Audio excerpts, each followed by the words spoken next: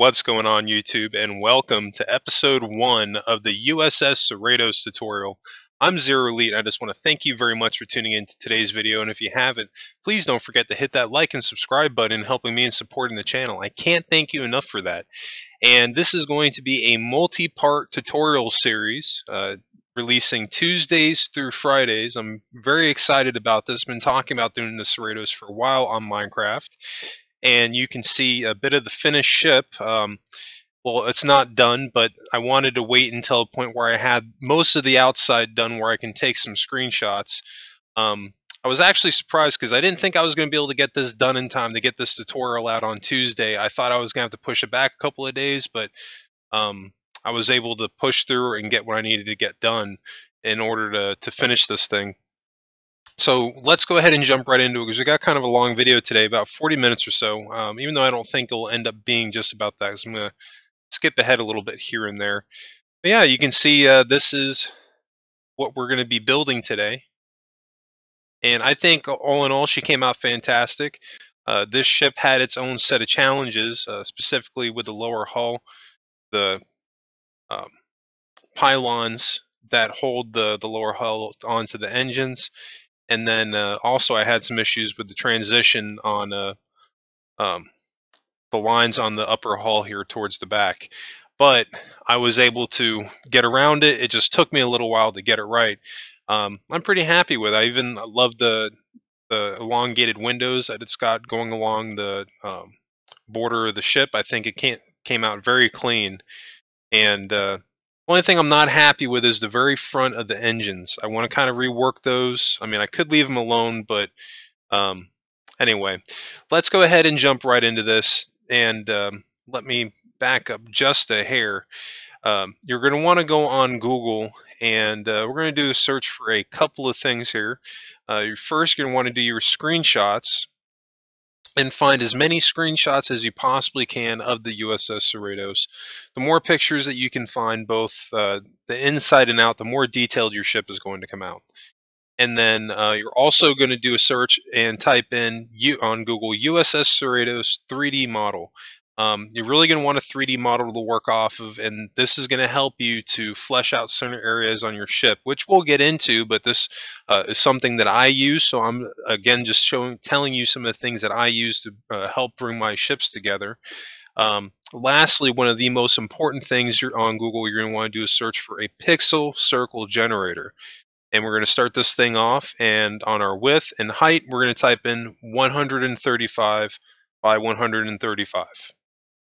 So when I always start these builds in any circle in general, and you can apply this to Minecraft, technically you only need to take down 1/4 of your circle.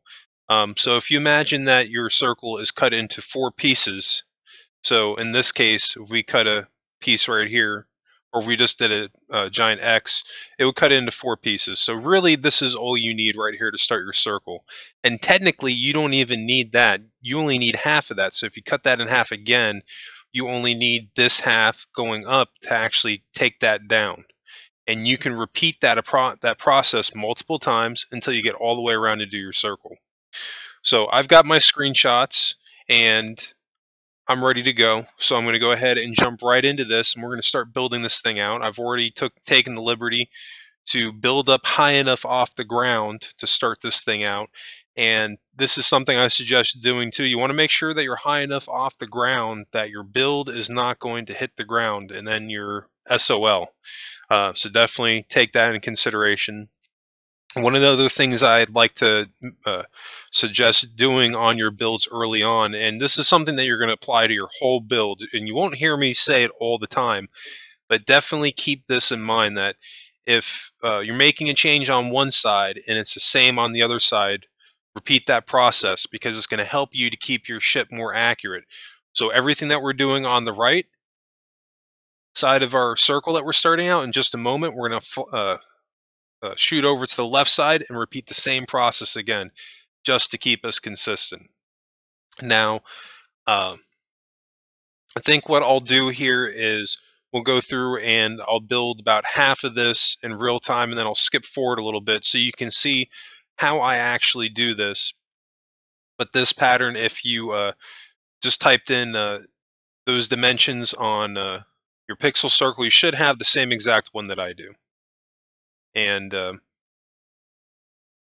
this is really what it's going to take at this point. We just have to really start committing to building this thing out. We're wireframing our ship out. That's a term you'll hear me mention quite often on here while we're working on this.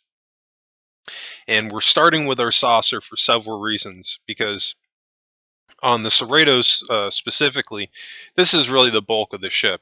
It doesn't have that much of a lower hull to it. It really doesn't.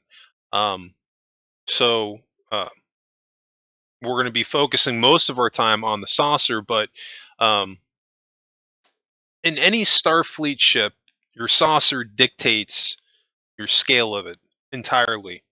So that's something that you always want to get right first, because once we get our saucer down, then we can start judging how big the rest of the ship needs to be. So that again is one of the reasons why we're wireframing this out in this order, starting with the saucer and working our way down. So we'll build the saucer out, we'll build the pylons, we'll build the nacelles, aka the engines, and then we'll build the pylons from the engines going into the lower hull, and then we'll build the lower hull, kind of in that order. Today, we're mostly going to be getting a lot of prep work done for stuff that we'll really be utilizing later on. We're getting the majority of our rings done today. We're going to be actually getting 3 rows of them done in this episode. And if you followed me on my U.S.S. Discovery tutorial, I just want to thank you very much for hanging with me through this tutorial as well. But you will notice I'm going to do a couple of things a little bit differently with this tutorial, or I'm going to try to at least. The sections where I'm doing a lot of repetition, like in this case, where we're just going through, and once we've gotten half of the circle done, you've essentially at that point already seen me build it. So that's why I'm going to skip forward a little bit, one, to save time, and to try to keep the count down on these videos a little bit too, because I would like to not have this the Cerritos go out to what the Discovery Enterprise went out to. But also, you got to understand that that was my first full-fledged tutorial, so that was kind of a learning experience for me. So I'm trying to take what I learned doing that tutorial series and applying it to this. I'm going to try to be a little bit more organized and try not to waste screen time, and really try to add as much value as I can to what we're doing. And in the areas that I feel that we can skip over without you getting lost at all, that will be the only time that I do it. But um, once we get half the saucer done, you're literally just going to repeat the same process one more time to give you the full ring. So you really should not have a problem with it, because like if you just have to kind of start thinking in a 3-dimensional sense, again, if you have a circle and you break it into 4 pieces, you're only going to need that one upper corner, and that's all. That's the only thing I'm looking at. I'm not even looking at a full circle. I'm just looking at one slice of my circle, and I'm just repeating that over and over again, eventually until I get to a full circle. Now, one thing that you are going to notice me do, and this is one of the reasons why I'm building out halfway, is once we get half, we can determine our center. And our center, and once we get our half done and get our center, basically we're going to make a giant X, and that X is going to help us with a couple of things. It'll help us determine where our center of the ship is on the saucer, and it'll also tell us if everything is correct, because once our circle's done, we're going to zoom out and take a look at it and make sure all the sides match up with our X that we have. It'll make sense in just a few moments. Once we get that down, I'll zoom out and we'll be able to take a look at it. But I'm really excited to get in this tutorial.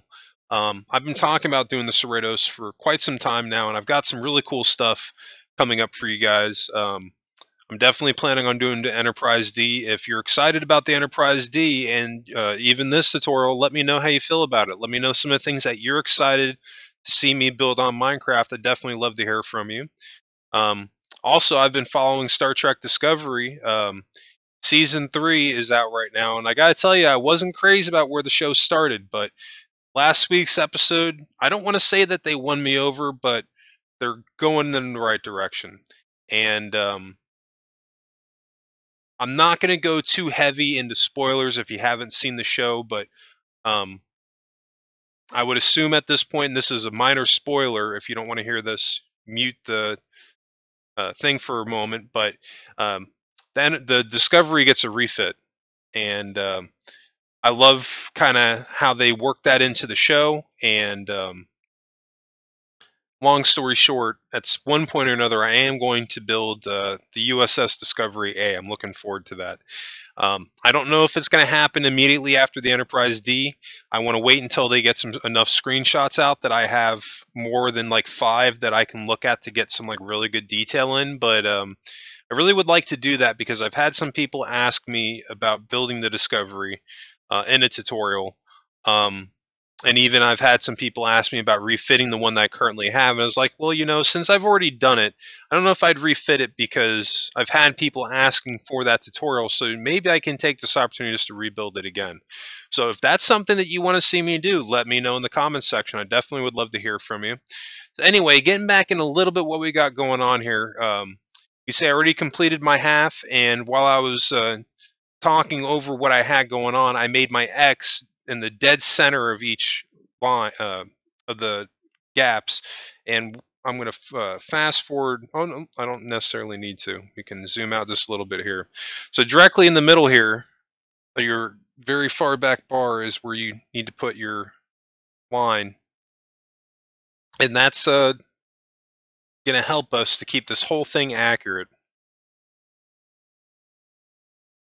So when you start over again with the piece of your pie you have it cut in 4 slices, you go off of the very top.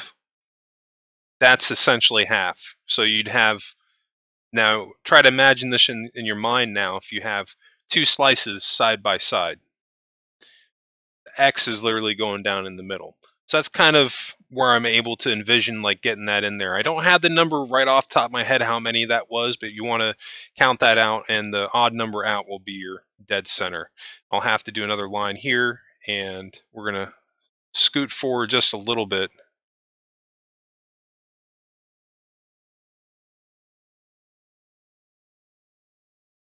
And doing this X out, you can see I've got my gray block in the dead center. This is going to help you to see if and when you've made any mistakes. I'm also using it as a guideline, and that's another thing too. I mean, definitely want to try to make these builds as easy as you possibly can for yourself, and having this X line in the center is definitely going to help. So we've got our first ring done. Now, because I said we're going to do 3 rings today, we are going to go back to our pixel circle generator. We're going to subtract 10, bring us down to 125. So now we've got our new circle, and we're doing the same thing again. If you cut your pie into 4 pieces, we're only going off of just one of those slices. I'm going to show you how to space it out. And I believe that's 1, 2, 3, 4. So on the 5th one is where we're going to start our new row. So you're going to want 4 spaces in between.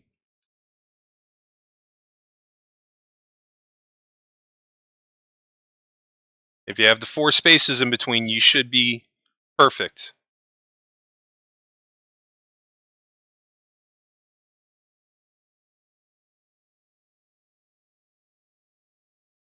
So what I'm going to do now is a little bit differently. Now that our circle base has already been completed, now I'm actually going to start my circle out on all 4 sides at the same time. This is something that you can do too.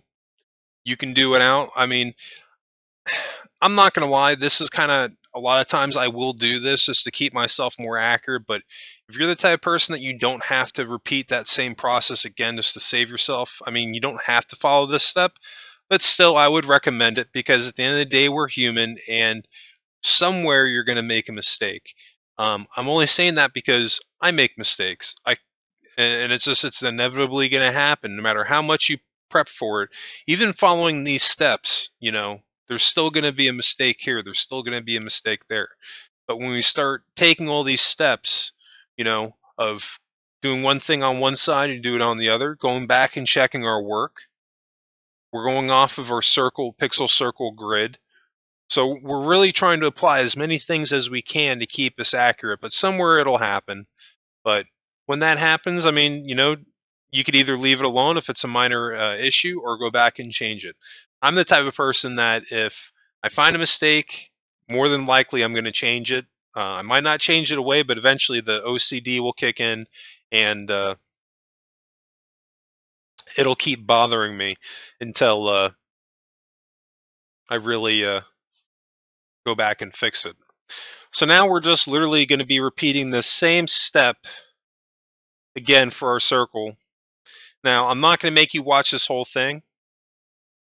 You can see I'm doing all four sides now, which is going to, I feel, make the process go a little bit faster rather than just doing one side at a time. I'm going to skip ahead to where we're finished.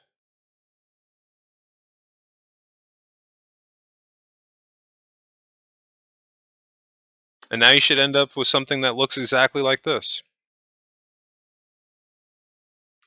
Now, in just a moment, we are going to start our third ring. I'm not going to show it in this picture, but you're going to go back to your circle generator and you're going to subtract 10 again on both the width and height.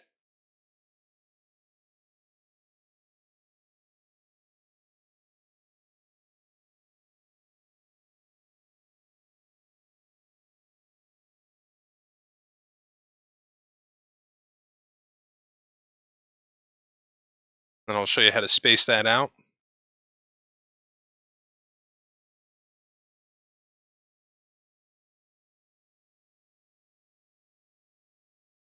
All right, so you got your new pixel circle. You've subtracted 10 from the previous size. And you do the same thing. We're going to space it out by 4. And on the 5th row, we're going to add our next row of circle. And one of the reasons that I'm doing it this way is because the Cerritos, it is a perfect circle for the saucer, but looking at it from the sides, it has similar shape to the Enterprise D. So I'm going to be using these rings to transition our hull lines to try to get more of that shape. And then we'll also be using these rings later on. Well, this inner ring, this will be our outer circular corridor, I believe. But we're going to be adding more rings. This is not going to be all of them. And we still have a ton of work to do.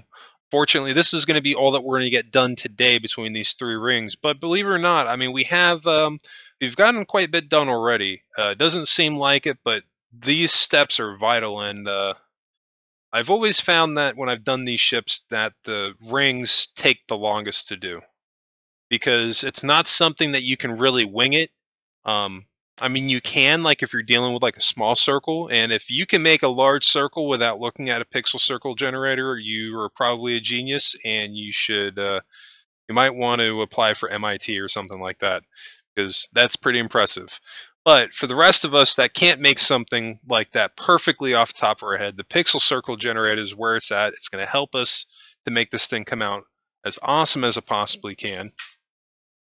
And this prep work will save us time later on, because once we get through doing all of our rings, is where we'll really start to build to have some fun with this build, because that's where the creativeness comes into play. And looking at the picture of the ship, different angles, and trying to figure out ways to incorporate that into the build. I feel like that's where a lot of the fun comes from. But still, this is a very vital process, or vital step to the process. And I don't think that I'm like necessarily like a better builder than a lot of people on Minecraft, but I think that I've developed a process over time on how I do it, and I'm actually I'm excited to see where this goes with doing these tutorials, because up until this point, I really haven't built that many different starships on Minecraft specifically, and I feel like the process in which I build ships, you should be able to apply it to almost any single ship that you want, or almost any type of build. If you break it down step by step. Um, and really try to break the shapes down for what the ship down into shapes for what they are. That is a huge thing that I do too. When you really like stop looking at the ship as a ship and you look at the shapes, and that's where you can really start to construct it and thinking in your head the order of, okay, where can I start at to bring us to like a point where then I can add in the hull, for example. So it's like, okay, I need to add in a couple of inner rings. So this way, when I start adding in my hull, I can do a nice little transition, and make it look like there's a slope going around the lip of the saucer, you know?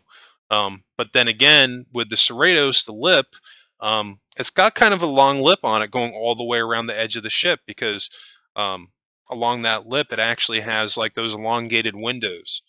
Um, and that's something that I really want like to try to get right as much as I could because that is another design cue that I would really love to apply to my Enterprise D. And that's one of the reasons why I'm building this ship because um, the Enterprise D is going to be a challenge to say the least. It's going to be my biggest build to date. I hope that everybody that follows me on YouTube is as excited for this build as I am to do it.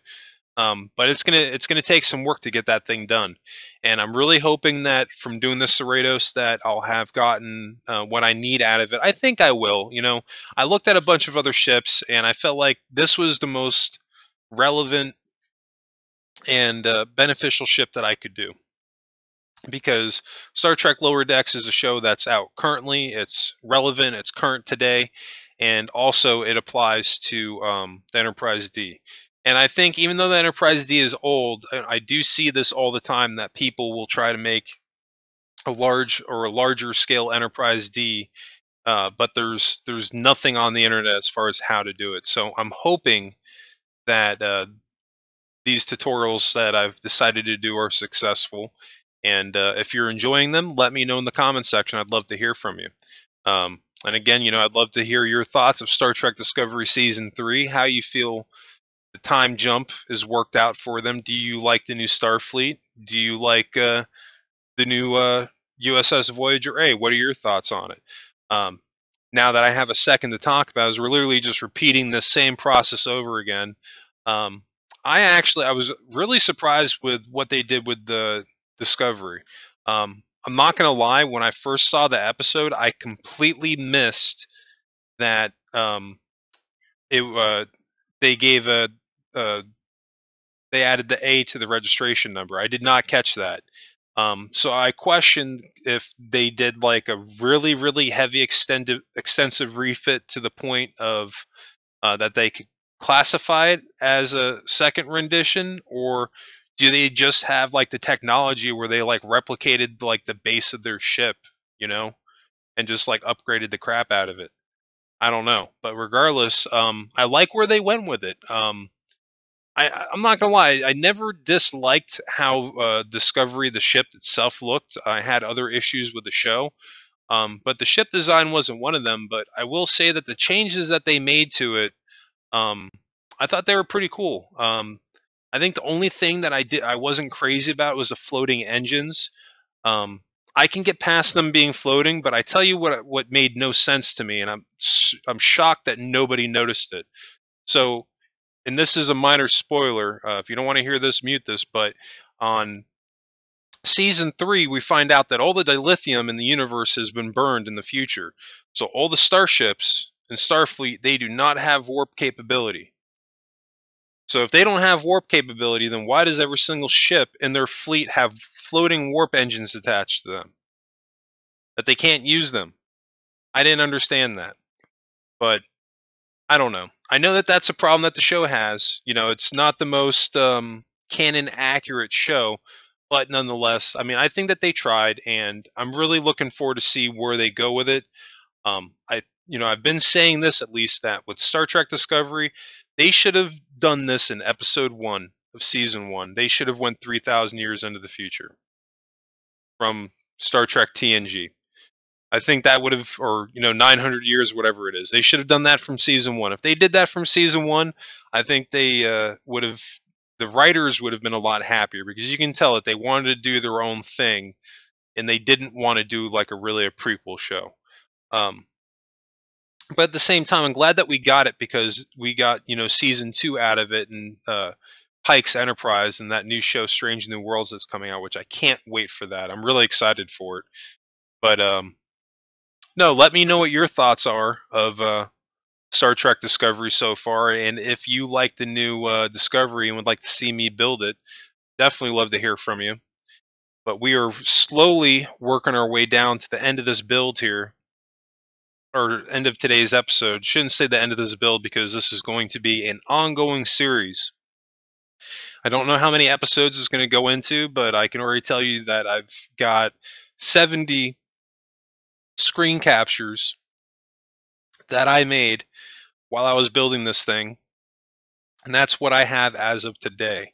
Um, and that's not including the interior. So this is going to be some episodes, but still, I don't think it's going to go out to what the Disco Enterprise went out to, because you got to think a lot of those episodes are going to be edited in together.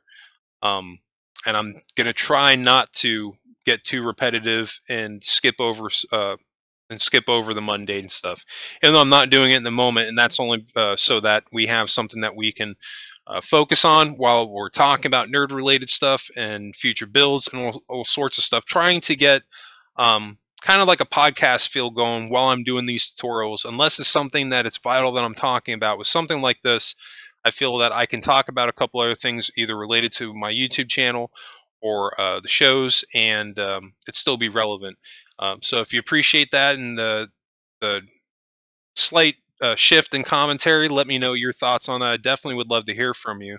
But we are right about the point where we're going to wrap up this circle, but we are really rocking and rolling here. We've got our 3 rings just about completed, and we're getting to a point where we can really start to get into the meat of our saucer here and start working into the inner part of the rings, because the saucer, again, it's usually one of the most complicated parts on your ship. Just getting all the circles right, and that's this it feels like it's the slowest part of the build. It really does, because you're sitting there looking at a picture, trying to get your pattern right from your pixel circle generator, and then you're going in, you're trying to use the correct math to subtract the sides of, excuse me, I can't even talk, the size of your circle, and then figuring out the placement on it. I mean, it can take a little bit, but I've gotten to a point of just knocking it out first, because it's going to be something that you're going to have to do eventually, so might as well just knock it out right now, so this way later on we can basically play and have a little bit of fun and experiment with some stuff as we go through the tutorial. Because even when I did the Disco Enterprise episode, like the first 15 episodes where I focused on the saucer, that was probably the least fun. But it was really like when I started getting down to the lower hull of the ship and doing the engines and then the interior and everything, that's when I had the most fun on that build. But I think we're definitely looking great. We were off to a great start on episode 1. I think at this point we are already further along than where we were on the Discovery Enterprise. Just actually decided one little change, that you can see that I'm deleting our middle ring. And I forgot to mention this, and I apologize for that. I should have marked that down as well. I thought I did. But that's just going to happen, and that's okay. But I just decided that the gap between rings, it's not enough. So that's why I'm deleting out this middle ring, and we'll move forward in tomorrow's episode. So you want to make sure to delete this as well, and then we're going to be picking up tomorrow right where we left off. But anyway, I just want to thank you again for tuning into today's episode. I really hope that you enjoyed today's content and you're as excited as I am to jump headfirst into the U.S.S. Cerritos. We've got a lot of stuff to come on this build, and a lot of new content coming on the YouTube channel.